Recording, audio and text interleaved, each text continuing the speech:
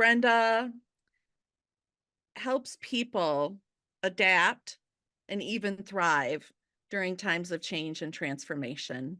And I just think she's so fabulous at it. So her first book, To Be, oh, here comes a few more. Brenda's first book, oh, I have a little intro. Maybe I should read it. Her first book is an Amazon bestseller, TBD, To Be Determined, Leading with Clarity and Confidence in Uncertain Times. She's a TEDx speaker on navigating transition fog, creator of the Now What Transformation Clarity Card Deck, and originator of the Five Frogs Framework for Resilience. The Five Frogs Transformation Journal is her latest contribution to guiding others through change in the workplace or home space. Brenda is a trusted organization and leadership consultant, executive coach, best-selling author, and international speaker, specializing in guiding individuals and client organizations through periods of uncertainty to navigate the change, develop leaders, and foster resilience. We don't talk about that word resilience again. I hope we talk about it a little bit today. Leveraging her 2 corporate leadership roles, her entrepreneurial background, and her ability to convert complex topics into simple strategies, which is truly a skill. Brenda has served clients including Fortune Brands Innovations, Sherwin-Williams, QVC, Villanova University, Junior League International, The Body Shop, Goldman Sachs, and more. Having experienced of a life gone sideways in 2008, Brenda continues to turn her now what moments into why nots. And I'm so excited to introduce you, Brenda, to the folks on the call. I really want this to be kind of an interaction. So if you have, since this is kind of a smaller group, if you have any questions, feel free to raise your hand, give a shout out. It's just, we just want, we want it to be an exchange, truly, an exchange. So Brenda, if you could just tell me, why did you write this book or guided journal?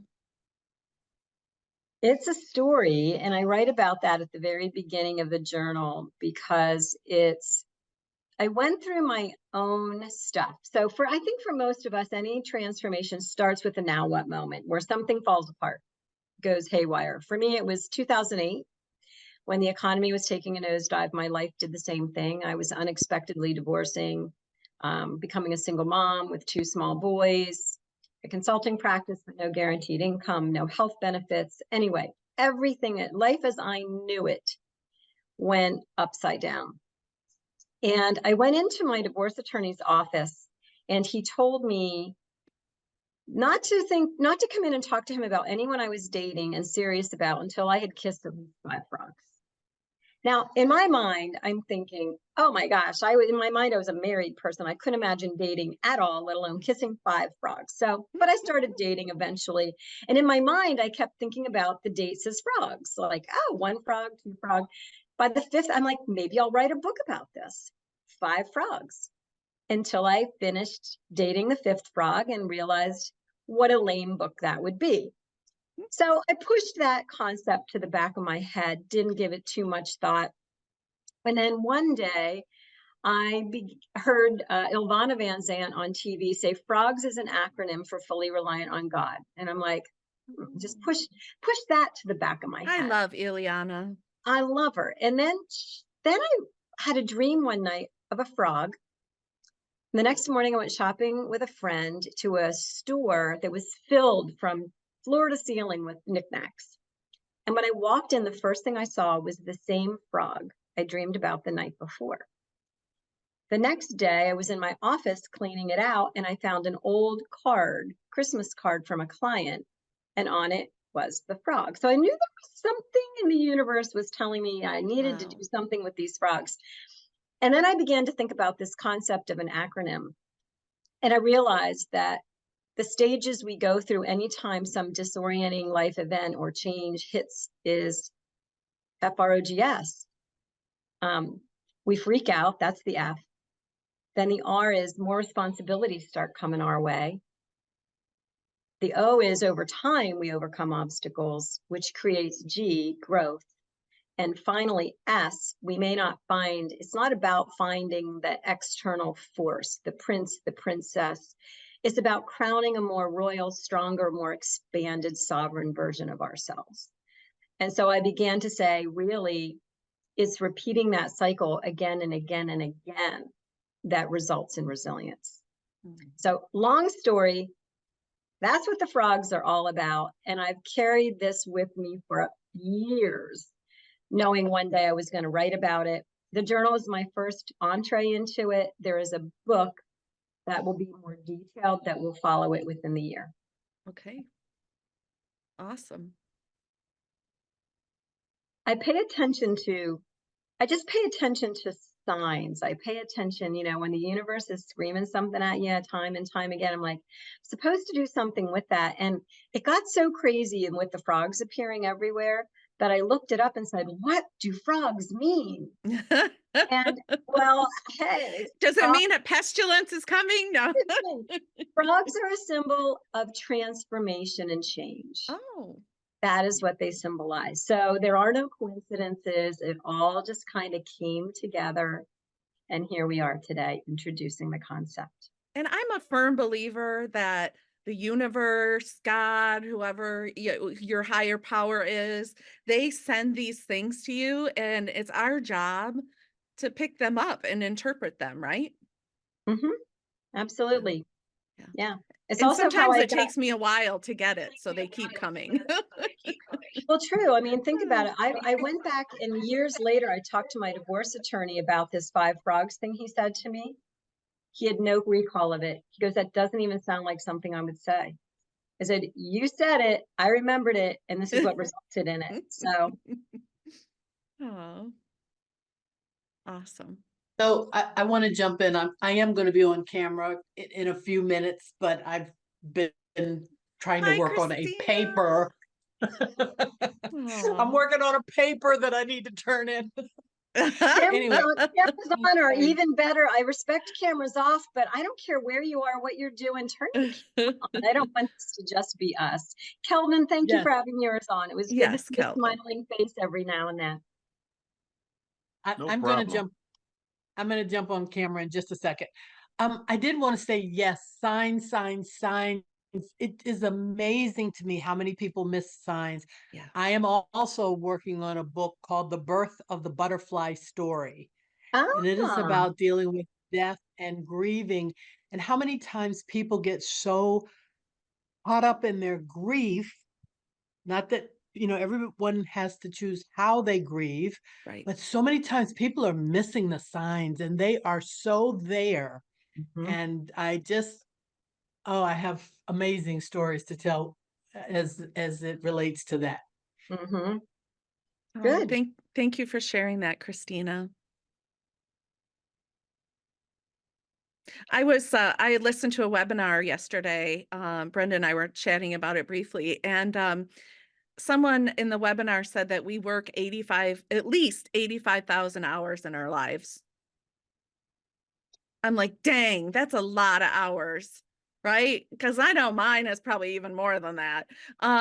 So we should make sure that our work is meaningful to us because of that. But the other thing that I had kind of a big aha moment is, so much talk nowadays is about well-being, right? And living your best life and, health, having health and well-being. And they said that the concept of well-being it should not really be just about the individual, right? I mean, we take care of ourselves, right? So that we can take care of others, but it's really about the community and how you are, so living a well-balanced life and, having work-life balance, having good relationships, having a good financial situation, being involved in your community. Those items, taking care of your health, those are things that create your well-being. It's not really an individual journey, which I thought was pretty I don't know, it was pretty profound to me at the moment. So, Well, in the S stage of the model, Kim, mhm. it really is. So you crown, or you crown a more sovereign, stronger, expanded version of yourself. And one of the things you then get to do as a result of whatever that journey was, right? Whether Christina, it was, gee, my disorienting life event had to do with grief, or mine had to do with a divorce or a move, and sometimes they're positive things. They still trigger this chain of stages for us. But in the S stage, part of why it's so awesome to arrive in some place on the other end of something is because then that's our place to serve from. Yeah, We serve then by getting out and talking to people who are going through change or who are grieving or having some transformation. So it's only from that place that we can then pass it forward. that's wonderful. So do you have some exercises or something for us? I got some stuff. Are you ready to share screen? Kim, I Yay! know there. Now, everybody close your eyes for 1 second. This is a Oh. I just don't want you to Ah. see my messy desktop while I'm changing over to share my I screen. told Brenda, that doesn't look that messy. Did it work? Did anyone close Yes, their eyes yes, and it did. look at my? All right, let's do the slideshow from So the beginning.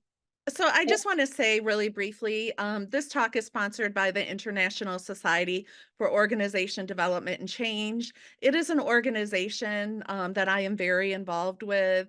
Um, it's how I got to meet Brenda um, through folks in the organization. And it's just really an organization of people who want to make the world a better place. And there's just so much I can't even go into. There's so many things. One thing is though, they support webinars like this. They also have the OD Journal, which is a really a great scholarly publication. We have a conference coming up this fall. It's in Lyon, France, which I'm fingers crossed, hopefully we'll be able to go to. And yeah, they have conferences, yearly conferences in some pretty cool places, but just some amazing people. Check into it at isodc.org. As a student, membership is free. You just have to use your student email and check out the organization. Next slide, please. I just want to thank my hubby, my amazing hubby. He doesn't like it when I do this, but he helps me with editing this, and I really could not do these without him. So I'm very grateful for that. And I have to Great. say, my book is on order. I wish I had it so that I could hold it up, but it is on order. Brenda, this is fully available on Amazon, right? It is And as of and Thursday. I looked it up yesterday and I feel like it's a really good price point Mm. for like gifts for people, that are going through hard times or challenges or even anybody who's going through transition or change, right? I think that yeah, I was really excited that I thought, this would be a great gift that, I could just order and send to someone. And it's not like chocolate that they can consume and it's gone, right? And then their clothes are a little tighter afterwards, right? It's something that can really be helpful and be a tool towards one's well-being. And I'm going to stop talking so that you can share a little bit more, Brenda. Yeah, because people may be wondering, like, what is this even all about? I mean, I'll be Mhm. honest with you. It's like any change and transition we often go through. We wouldn't want to go through it again. They're not all fun, but they bring us to this place where we can do something with it. And what I created was the journal I wish I had in 2008. And even as I was working on it, changes and things keep coming at us every time and time again. There were times when I was working on it thinking, I need this to be done. I need to be using my own journal right now. I need to start writing in my own journal. So I kind of created it for myself in the world.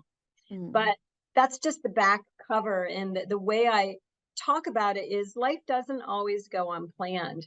And even welcome changes. I'm thinking of Christina graduating, yeah. whether whether it's going to college, graduating from college, starting a new job, those are all exciting things, but they leave us in this unfamiliar space. They leave us in uncertainty, and that is disorienting. So the frogs is an acronym for those spaces that we jump between in the face of those disorienting life events or changes, and it kind of guides you through it. What makes it a little different is that there's a section for each of the stages, the FROGS, and you make your entry in the journal based on what you want to write about. And we'll talk about those stages and you'll understand that more clearly in a minute. But you hop around in the journal with your entries the way a frog would hop around. And lo and behold, by the time you're done, let's say you are journaling about a loss you've suffered. By the time you're done filling your journal up, you will have known and seen the entries for when you were freaking out, when you were dealing with new responsibilities, where you were overcoming obstacles, the growth you were tracking, and then what that made possible for you. So you have it all in one place, but the journey is kind of then can be read in a linear way for you, maybe a year or so later, to say, whoa, look at that. And then there's a place in the back to mark your progress too. And Brenda, I sent this handout to everyone who registered Great. about a half hour before the webinar. So just to Great. let you all know, if you didn't see it, it's something that you can use until you get your journal, right? Yes, absolutely. This is hot off the press. We're just, you're one of my first groups I'm talking about this with, because the book just came out on Thursday. So it's very Yay. exciting for me to be with you. Yeah, I come from a background of training and development and organization development. And so I firmly believe that anything I talk about, even if it's a keynote speech, needs to be applicable for people. I want them to be able to apply what we're talking about to their situations. So if you haven't already, think about a change that you're in the middle of. There is rarely a time when we aren't in the middle of some change, either that we chose or got imposed on us. It's unwelcome, it's welcome, but go ahead and either think about that or make a note of that change that you want to apply our conversation to. And then as I talk through each of these stages, you may want to make a few notes and we'll get you some strategies. All right, so we're going to make the leap from now what to why not. That's how we get resilient, choosing to make our now what's, why nots time and time again. So we talk about resilience. I have noticed, I've been working on this book for years, and I've seen the uptick in how often this word has been used, especially since COVID hit and all of that. And so I was like, well, what is the definition, the dictionary definition of resilience? And these are the two that you find. It's the capacity to recover quickly from difficulties. So it's that rebound. And it's the ability of a substance or object to spring back into shape. It's elasticity. Because until we take our very last breath, life is challenging us one change at a time to keep showing up. Now, what it's different from grit, right? Like grit is like the grinding it out. Right. The resilience is saying, oh, that happened. I'm going to get really intentional with this thing that's showing up in front of me. And I'm going to make some good strategic choices about my reaction. I'm going to come out the other side. And every time I do, it's going to remind me of who I am, what I'm capable of. I'm going to serve the world from that new place and know that whatever comes my way in short order, I can handle. I really like that you defined resilience, because it is kind of a buzzword today, right? It's kind of like resilience, transparency, there's like these words that are just thrown out. And really, what does that word mean? I really like that. So now I want to unpack it, because I believe this is how we get resilient. And this is important. Resilience is not a trait that you're either born with or you aren't. It is something we develop.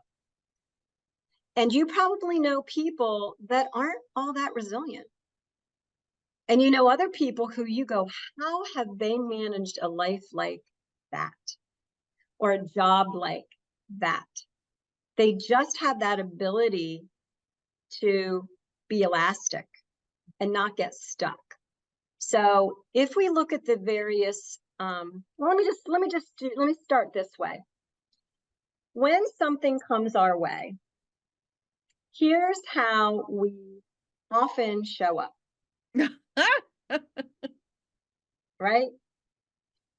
Something disorienting happens. We go, oh my God, I got to react and do something about that. We jump right into action. Now, I guarantee you, if Tom Cruise had paused for even a second before this scene, he might have realized he didn't have pants on and put some pants on. Now, the scene would not be as popular, but Tom would have his pants on. Yeah. Sometimes when life comes at us hard, we show up without our pants on. Like, no, we want to be really intentional when some big change comes our way. So I would propose there's something about the frog that takes the time to momentarily pause on a lily pad before taking the next leap.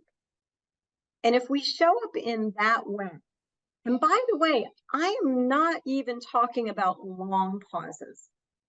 I'm talking about that nanosecond that's there for our taking between something happening, somebody saying something, and us reacting to it.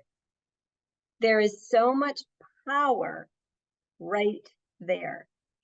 And so when now what hits, pause. It's in the pause that the possibilities for what I could do with this situation shows up. And then I say to myself, why not? Why not do that? If I had just done the Tom Cruise risky business plan, I might have sailed into some action and behavior that didn't have the same great outcomes and results as taking time to really think about it. And you start to get to the point where when things happen, you just are a little less fazed by them. I was telling the group that was on early, right before the webinar, I went to my cupboard to get a mug to put some water in. And when I opened the cabinet door, my very favorite mug smashed to the countertop and into 1,000 pieces. Mm. Now, you know what? Here's what happens to me. Not to say I don't have my moments, but I've done life long enough to realize that's nothing in the scheme of things. Right. So I look at it and I go, oh, that did not just happen. And then I pause and I go, possibility. You know what? I didn't buy that long ago at a gift shop around the corner. I bet you they could still get me another one. Okay, why not just do that and let this go? Because the option is to hold on to the negativity of that and be Right. frustrated by it and carry it through the entire rest of the day. And I have to say, sometimes when I haven't done that pause, I've said things that I regret later. Mhm, mhm. So I've come to, I had to take a pause this quarter. I have been working on the journal and the book over years. And I realized that if I did not pause from all of my client work, the keynote speaking, the consulting, the coaching, even temporarily, I couldn't get this thing out into the world. And so first quarter for me has been practicing what I preach. Mm.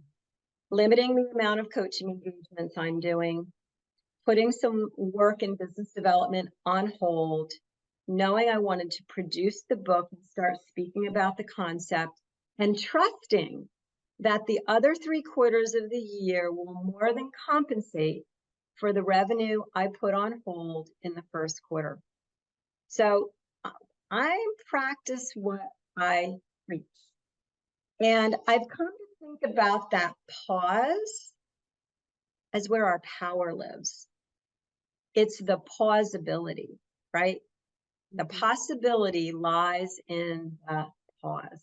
So the ability to pause and get strategic. What does that look like in each of these different stages? This is what the FROGS acronym stands for. We're going to look at them one at a time briefly so that you can think about your change and what are the plausibilities for you. In the first stage, we freak out. It's just a fact. And I don't even care if it's a good thing. We often start by freaking out. Like, oh, I've just graduated from undergrad. What do I do with my life now? I have to adult, right? And I just heard a quote the other day that says, adulting is like a fitted sheet. No one really knows what to do with it. And I thought, that is perfect. It is like the fitted sheet.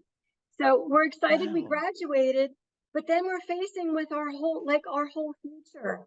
And everybody for 4 years has told us how amazing college should be. But if you're a college freshman, you're still freaking out. It's a positive thing. It's a great thing, but you're freaking out because every part of your life has just changed. You've moved away from your family. You have to find your way. You have to manage your own schedule. You know, there's just so much that goes on. So the first phase is freaking out. The key is to let yourself do it. Do it. Yeah. Just don't get stuck there. Right. And the F can stand for so many things, right? Like you could just say F it because it stands for so many things. I meant frog it. I don't know what you were thinking, but that's what we get frustrated, we fall apart, we may be facing a fork in the road, or we're just saying, forget it, right? The key here is in our freak out, the plausibility is to just feel them, let them flow. Because if we don't, we stuff them down, or they come seeping out in all kinds of weird ways. If we never grieve the loss of somebody, it catches up to us someday. I remember when my son was a freshman in college, he came home on a break and he was really not himself. And we took a ride in the car and he said, Mom, I think there's something terribly wrong. Everyone told me these are the best years of my life, college, but I don't feel like it's the best year of my life. And I thought, what a disservice that we tell kids that when it's a really challenging time. So it's okay to have those feelings and not disregard them. Our reflex, our Tom Cruise risky business reflex would be to stuff them down, have a guilt-free explosion on somebody who says the wrong thing at the wrong time, just give up and quit, let yourself play victim for a while, but really we're better off feeling them and letting them flow. Some of the things we can do is to just have a guilt-free cry, take a walk and walk it out, talk it out, work it out, punch a pillow, throw pillows, scream into pillows. I mean, I know it all sounds so simplistic, but it's not something we typically give ourselves permission to really consciously do. Write it all down on a crazy piece of paper where you let it all out and then burn it in front of you. You know, but we have to allow ourselves to say, we are human. We don't skip over this stage. We got to move through it. So if you're having, you know, think about whatever change you're going through. What's some of your freak out? What would your freak out reflex be? If you weren't thinking about it, what would you do? Would you be the one who yells at somebody? Would you be the one who gets aggressive with your driving? Would you be, you know, what would your reflex be? Valerie just put in the chat that she needs to talk it out. She's found that works best for her. Yep, absolutely. And then you have to know who you're talking it out with. Yeah. Because sometimes people will make us try to talk us out of feeling bad, and they try to talk us out of it prematurely. You can say, I'm going to feel bad. I'm going to feel sorry for myself. I'm going to let myself say I'm a victim of this circumstance, and I'm going to give myself this amount of time to feel that way. I'm going to give myself 10 minutes a day to have a pity party. But after 6 months, that has to go away. So you can define it for yourself, but I think it's key to feel the feelings. The feelings are important data. And I finally trained my husband to not try to solve my problem, just to be quiet and listen. That's right. Because everybody who's going to give you advice brings their own conditioning. Right. You're looking at it through their life experience, and nobody knows better than you. So a good listener who can ask good clarifying questions, which frankly is the purpose of the journal. For folks who don't know where to begin, I have prompts in here for each stage. So there are really key questions to ask yourself when you're in the freaking out stage. And then you can continue writing more about that in the blank pages. All right, so what's your reflex? If you pause, what comes up for you? What do you go, oh, what if those things Brenda talked about would be my strategy? What's a good pausability that fits me? And it may be something I didn't even mention, but you know works for you. All right, don't worry about your next right move yet. I'm going to keep going just so we can make sure we cover them all. Yeah. Once things fall apart, we tend to get responsibilities coming our way. I don't care if it's a beautiful life change, like, oh, we're going to sell our home and move into our dream home. That's a beautiful change. But guess what? It comes with a whole bunch of responsibilities. You got to get the old house ready to sell. You got to find a realtor. You got to find a new place. You got to pack everything up. You got to make them. It's huge responsibility. When my life went sideways and I found myself single and divorcing, there were a whole lot of responsibilities came my way associated with single parenting. Ending up going back into corporate America for a bit, making a long commute an hour away from my kids, moving to a brand new neighborhood where we didn't know anyone. There was so much going on. And so, because you had a business together as well, right? I had to put my business on hold and take a corporate position because the economy was not going to be kind to consultants in 2008 when we were in the Great Recession. So it was a guaranteed income, by the way, making less money than I had earned in a long time when I went back inside and took that position. So it felt like every single part of my life took a hit. The responsibilities were monumental. My reflex might have been to just pretend none of it was happening and stay distracted. Keep busy. Just not think about it. Blame others, blame the circumstances, go into martyr state, resist all of the changes, make a bunch of excuses, or do my ready, fire, aim because things are just happening so fast. But if I stop and pause, what I realize the two things I most need to do in this stage is to reflect. I need to reflect. And in that quiet time, I can get more aware of what I really need to do. And I need to reframe the situation. Reframing is an OD concept too.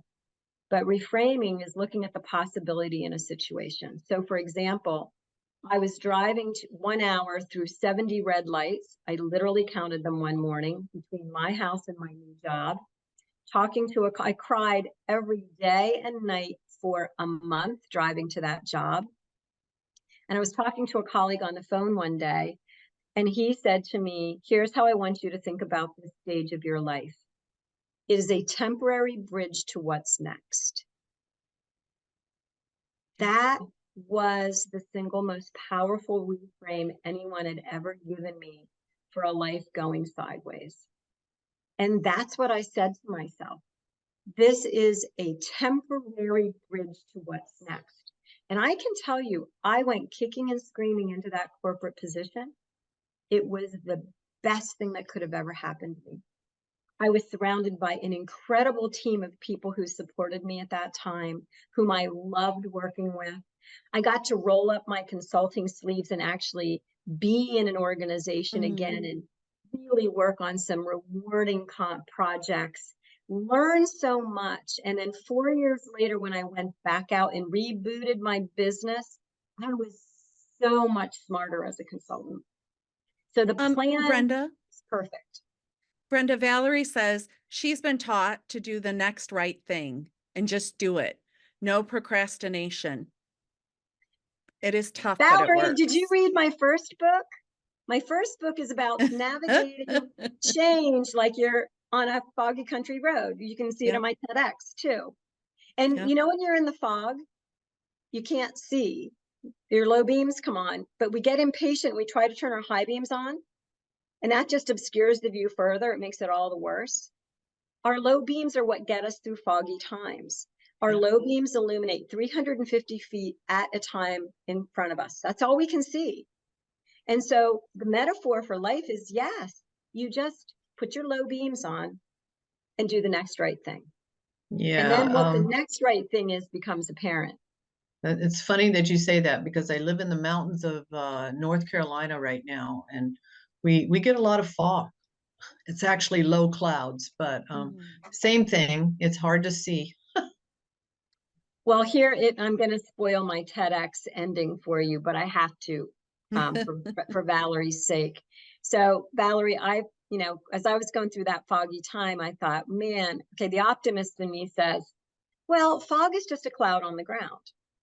So if that's the case, where's the silver lining? Ah, I see. Fog is just a freaking opportunity for growth. That's what fog stands I for. love that. And then I thought about frogs. It still works. The FR, it's a freaking opportunity for growth. Just so I got to fit it in with my frog acronym. But I think there is a real relief that comes from knowing the only thing we really need to think about is the next right move. And sometimes it's a really counterintuitive move. It doesn't come to us unless we're quiet enough to allow it to come. And don't just do the next right thing. Think about it and then do the next right thing. So that's the R stage. Thank you for sharing that. Over time, people, no matter what life hands us, we do overcome the obstacles. Every single one of us has survived 100% of our worst days. Think about that. That's pretty amazing. Somehow we have done it. So little by little, we start overcoming obstacles. The option is just to get paralyzed. I know people who life just hands them something and they just come to a dead stop and they just stop living life. Or they get way too anxious and they get caught in their anxiety. If we are anxious, we're probably thinking too much about the future. If we're depressed, we're thinking too much about the past. So the idea here is to be in the present, which is what the next right move strategy gets you, really centered in the present. We can't try to do it all, as tempted as we are, or we'll lose focus. We also can't it's tempting to focus on how much further we have to go or compare ourselves to other people. And really that's dangerous if we focus on the gap, because there's always more we could be focusing on. And then what we lose out on is the opportunity to acknowledge how far we've already come. So I say, when we pause, what we see is the pausability is to organize your army. Frogs travel in packs called armies. Who's your army? None of us overcomes obstacles alone. You might have friends, colleagues, coworkers, professionals. Who are your 5 people that, bar none, support you unconditionally, without jealousy, love you that much? You can be real with them and they show up. Know who your army is. Yeah. And it's okay to tell them, you're in my army. I'm going to need you at this time. I call them my besties, not my army, but maybe one time I'll call them my army. Yeah, I mean, you call them all kinds of things. In the corporate world, when I'm coaching, Right. I say to leaders, who are your diplomatic truth tellers? Yeah. They're the people who tell you what you need to hear that gets filtered on its way up to you, but it's what you need to hear to make good decisions. They're part of your army, your diplomatic truth tellers. Yep. And then the possibility is one at a time, low beams, take things one at a time. When I'm stressed out, if you were with me, you would hear me in my house saying out loud to myself at times, low beams, Brenda, low beams. I just need to take things one thing at a time. And I start my day that way. I literally, on a Post-it note, will write the 3 or 4 key things I need to get done that day. These are my low beams. Anything else is gravy, but it keeps me focused on what's most important. So go ahead and make Brenda? some notes on your R and O stage. Yes, I'm sorry, Christina, was that you? Yes. One time when the company that I was working for, a corporation, decided to do a massive reduction in force. And I really was not clear what my next move was going to be. So I hosted a tea. I gathered about 20 friends, literally, and I put them in. My former background is also in OD and training and development. I put them in work sessions, You and I did. had them talk about what should my next move be. I told them things I was interested in, and it was phenomenal what they came up with. It was just phenomenal. And one person said, you need to hire a coach. You need to hire a coach to help you figure it out. But the conversations that people had, the networks that were built from that meeting continue to this day. It was fantastic. Oh my gosh, I love that. It's like your own counsel who knows you really well, and sometimes they can see things we're too close to ourselves to see.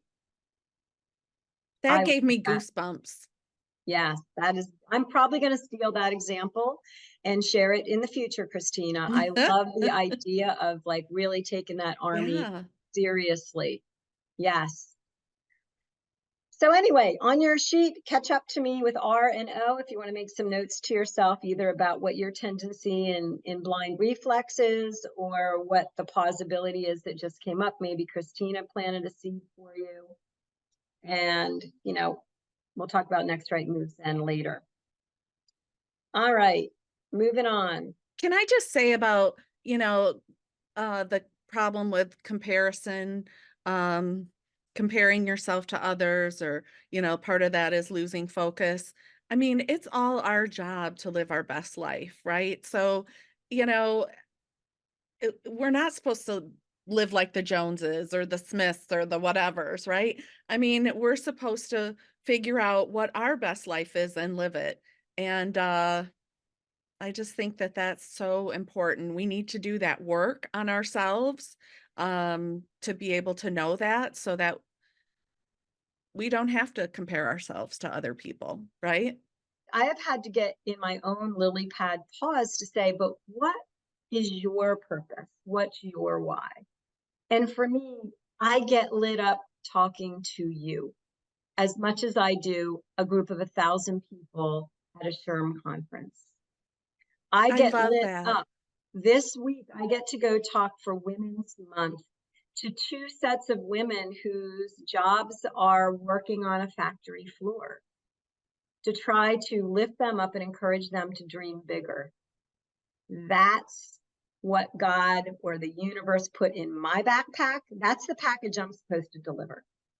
She's delivering a different package. So I have to constantly remind myself that it's no less valuable. You remind me of a story I read semi recently about the Wright brothers. So, the Wright brothers who invented the airplane or whatever. So I guess there was a company that the government had sponsored and given millions and millions of dollars to develop the airplane or aircraft. And then there was the Wright brothers who like got no money, but they had that spirit of innovation. And the other company ended up going bankrupt. And Mm. who ended up developing the airplane? The Wright brothers. So, I mean, I just feel like there's that. I mean, of course, money is always helpful, right? It's always helpful when money helps fuel innovation. But that spirit of innovation can go really, really far. And I'm as excited by my path as she is her path. Exactly. And so they will take us in 2 different places. We never know where either path is going to lead us. Yep. Right. So over time, as we overcome these obstacles, we go, gee, and sometimes we're surprised. Gee, I think I'm growing. I could not have done that 3 months ago. Right. And but our tendency is not to focus on our progress. It's to diminish the little hops we're taking on the way to some big leap. It's to see, failure as failure instead of failure as part of the path to something bigger. It's growth. We can get stuck in a fixed mindset or we feel punished or like we're victims. But the G stage, when we pause, brings us the opportunity to say, wait a minute, if I failed at anything, what were the lessons that came from it? Because those lessons are where the growth is. And I need to make sure I'm focusing on the small hops I've made and really celebrate those. And it's in that we start to then really allow ourselves to see the growth we've had. But we have to pause, see it, grab the lessons, note our growth, and then be grateful for it. Grateful for, I got up today, I got showered, right? If you've lost a loved one, that's a huge hop because you want to just be back in your bed crying and mourning. Right. So if the day woke up and you ate a meal because your appetite came back, or if you're a college student who put out several resumes and applied for a few jobs or just updated your resume, that's a hop that we need to give ourselves credit for. So you'll see them in the back of the journal. There's a place to note your hops so that on occasion, whether it's every week or every 2 weeks or every month, you go to that section and you note small progress, because small progress is the only route to big progress. Brenda, we have about 10 minutes left, so I just wanted to give that time check. But also, Valerie says in the chat, there's a sign she sees every morning that says, mistakes are proof that we are trying. Yes, absolutely. Absolutely. Versus getting frozen with paralysis analysis and not going anywhere or just not moving because we're afraid to make a mistake. I'm here to tell you, most decisions we make are reversible. Absolutely. Most are reversible. So don't get stuck trying to make the perfect decision or the perfect choice. Just know, based on the knowledge I have today, this is the best next right move I can make. And if it ceases to be the right move, then I'll undo it and I'll make a different decision. Yeah. Right? Ultimately, this journey, the freaking out, the dealing with more responsibility, the tackling of the obstacles, and the growth are what allow us to come into the next evolution of who we're supposed to be. It's not a nice, neat journey. It's like swirly and confusing. But in the end, we crown a sovereign, significantly expanded self. I didn't have a prince. My story is not a rom-com. A prince didn't come in and save the day for me. I needed to find who I was on the other side of my old life. And when I did, I kept saying I wanted my new existence to be like this. I just would make this gesture, and I didn't know what it was. Until years later, I thought, oh, I know what the word is. I want my life to be expansive. And it wouldn't have been if 2008 had not happened. I expanded into the inner workings of a corporation. I expanded into writing my book. I expanded into doing a TEDx, getting back into the speaking events. Everything about my life expanded. Our reflex is to not see ourselves in our evolved state. We just go, yeah, that happened. We just ignore it. And we downplay ourselves in the journey. Like I go, well, it's just a divorce. Everybody, 50% of us go through divorces. What's the big deal? Well, talk to anybody in the middle of a divorce. It's a big deal. And it's something to pat ourselves on the back of if we come out the other side of it healthier and whole. And then it's also a shame if we don't share our newfound wisdom. I have been absolutely fueled and inspired by those life circumstances to do what I'm doing and to talk about the things that I am. In this phase, the pausability is, and I made this word up, so don't go looking for it in the dictionary. It's time to self-abrate.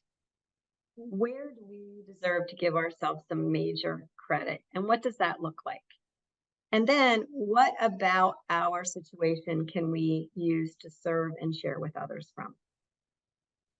So that's the Pat five-pronged yourself on the model. back, right? That's it. That's it. So as you look at your note sheet, we're in and out of these stages all day, every day. We don't run through them in a nice, neat, linear fashion. So one day you may say, oh, I'm going to journal about my obstacles I feel like I'm overcoming. And one day you're in a freak out mode, and that's okay. As you think about the stage that you're in right now relative to some change, what do you think your next right move is? You only have to have one. You don't need to fill all five out. But what state do you think you're spending more time in right now? Maybe you say, I'm not in the growing yet. I'm not in the S stage yet. I'm really in the freak out stage. Well, then that's where your next right move needs to live.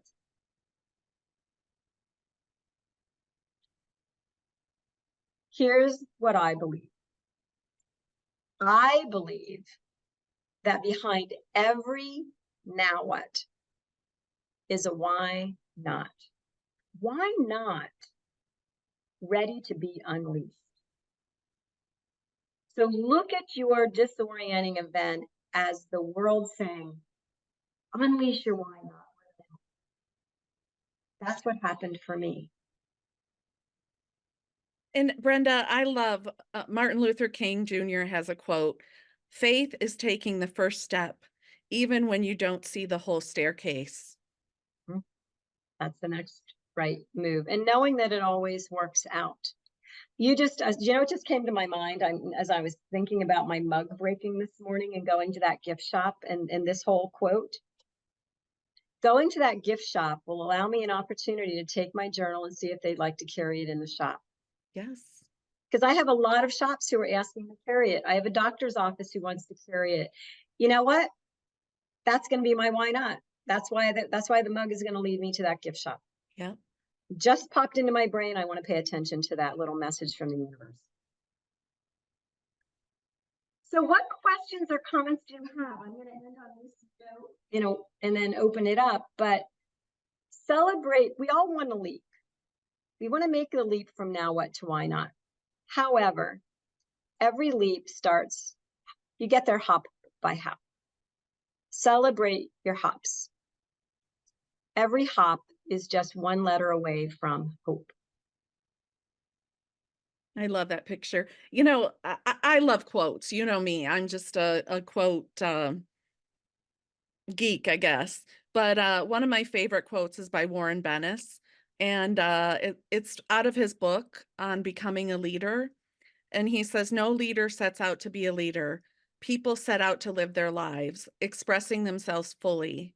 When that expression is of value, they become leaders.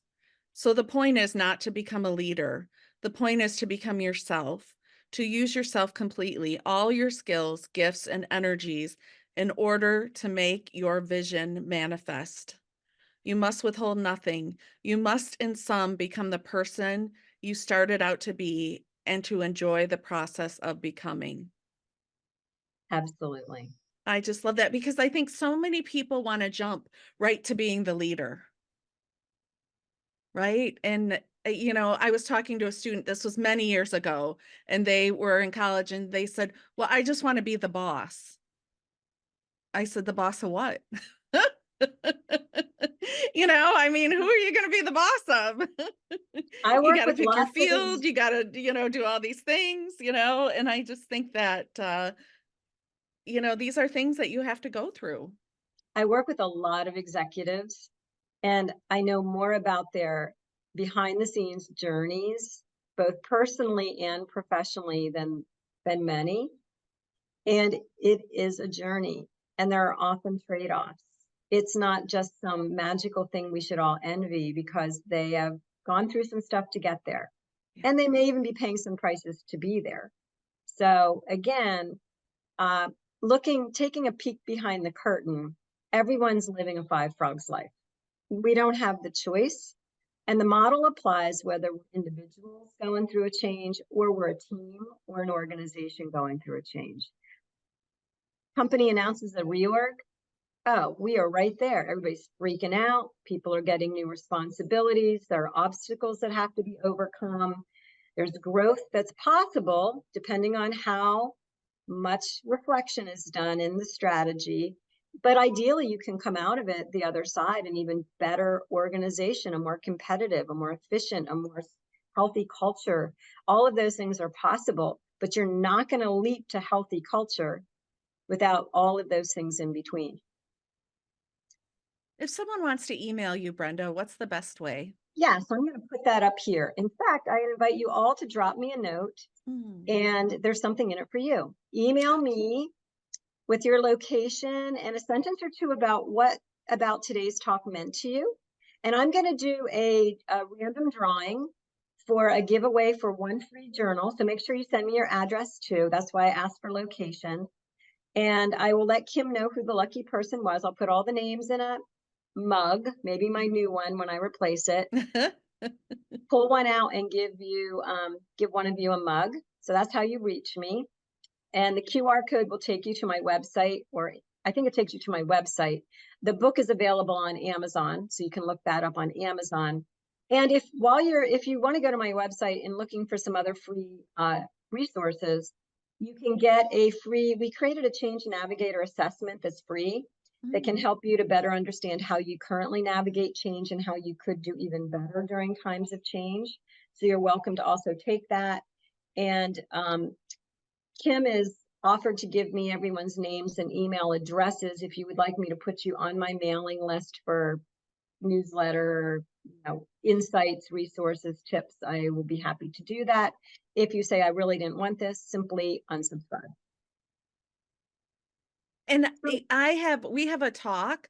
Brenda and I did our first talk. I just looked at it. It's on my YouTube page, and it's also on isodc.org, their web page. And it was 5 years ago that we did our first talk, Brenda. And it's a wonderful talk. I highly recommend checking that one out as well. But also, please check out this journal. I think this was just a brilliant idea. TBD is the first book, which was really meant, it serves anybody, but it was written with a leader in mind who needs to navigate themselves and others through change simultaneously. And it really takes a lot of the OD concepts that I was really grateful I knew of when I was going through my big event. And I thought, gee, I wish more people had access to these OD concepts. And so I simplified them for anybody. And it's a book that a leader could read on an airplane, round trip, and feel like they finished it. So that's the one. Let me just grab it behind me. And you know what? Also on Amazon. Oh, TBD, to be determined. Yes, and we need leaders at all levels in organizations, right? No longer is it the people at the top making all the decisions, or it shouldn't be, right? We need leaders at all levels that are providing senior leadership with feedback and giving them ideas, and coaches, right? And mentors. And I just think that that's so important. Christina says she has many mantras. When something happens that I'm not happy about, my first statement is, that's great. It makes her happy.